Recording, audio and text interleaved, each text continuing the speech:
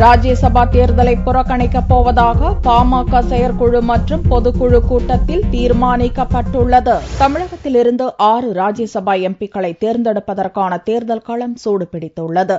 அதிமுக சார்பில் 4 பேர், அதிமுக ஆதரவுடன் இந்திய கம்யூனிஸ்ட் என்ற 5 வேட்பாளர்களின் வெற்றி உறுதியாகியுள்ளது. 6வது வேட்பாளராக திமுகவின் கனிமொழி, தேமுதிகவின் இளங்கோவன் ஆகியோரிடையே கடும் போட்டி நிலவுகிறது. கனிமொழிக்கு மனிதநேய மக்கள் கட்சி, புதிய தமிழகம் கட்சி ஆதரவு தெரிவித்துள்ளன.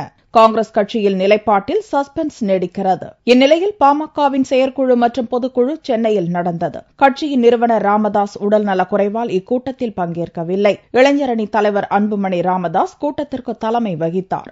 இக்கூட்டத்தில் ராஜ்யசபா தேர்தலை புறக்கணிப்பதாக தீர்மானம் நிறைவேற்றப்பட்டது. திமுக தரப்பில் ஆதரவு கோரிய போதும் எந்த கட்சியையும் ஆதரிக்கப் போவதில்லை என்று பாமக இளைஞரணி தலைவர் அன்புமணி தெரிவித்தார். பாமகவிற்கு 3 எம்எல்ஏக்கள் உள்ளனர். இதில் காடுவெட்டி குரு சிறையில் உள்ளார். தற்போதைய நிலவரப்படி காங்கிரஸ் கட்சியின் 5 எம்எல்ஏக்களின் ஆதரவு யாருக்கு கிடைக்கிறது என்பதை பொறுத்து வெற்றி தோல்வி நிர்ணயிக்கப்பட உள்ளது. தேமுதிகவுக்கு காங்கிரஸ் ஆதரவு அளித்தாலும் அக்கட்சிக்கு 27 எம்எல்ஏக்கள் ஓட்டுகளே கிடைக்கும். தேமுதிகவின் அதிருப்தி எம்எல்ஏக்கள் 7 பேரின் ஓட்டுகள் அக்கட்சிக்கு கிடைக்காது. திமுகவுக்கும் 27 ஓட்டுகள் உறுதியாகியுள்ளது. 23 எம்எல்ஏக்களை கொண்ட திமுகவுக்கு மனிதநேய மக்கள் கட்சி மற்றும் புதிய தமிழகம் கட்சியின் தலா 2 எம்எல்ஏக்கள் ஆதரவு தெரிவித்துள்ளனர். இதனால் கனிமொழி மற்றும் இளங்கோவனிடையே இழுபறி நிலை ஏற்பட்டுள்ளது.